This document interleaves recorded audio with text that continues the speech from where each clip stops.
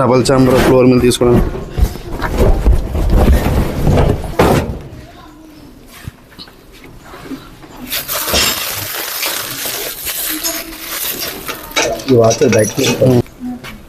ఇదేమో wheel and లోపల ఇక్కడ జాలీలు పెట్టుకోవచ్చు.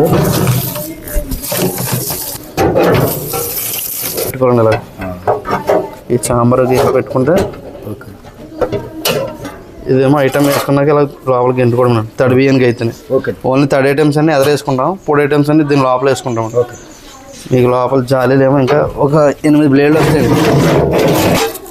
ఇది క్లాత్ ఒకటి అండి, బ్రష్.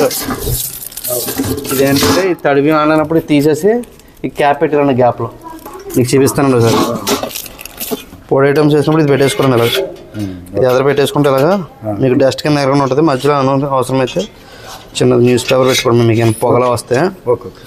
జాలీలు వస్తాయండి బ్లేడ్లు. మీరు తడి పొడి ఆల్రెడీ పిండి మిల్లు వాడినట్టు కదా బాక్స్. కాకపోతే అది అప్పుడైతే 5 వరకే, ఇది 7 8 అన్నారు కదా. 0 నుంచి 7 వరకు ఉంటాయండి. అంటే పెద్ద ఐటమ్స్ ఏదన్నా మీకు ఆపరేట్ చేయాలండి. దీన్ని ఎలా తిప్పుకుంటూ వెళ్తేనే ఐటమ్ లోపల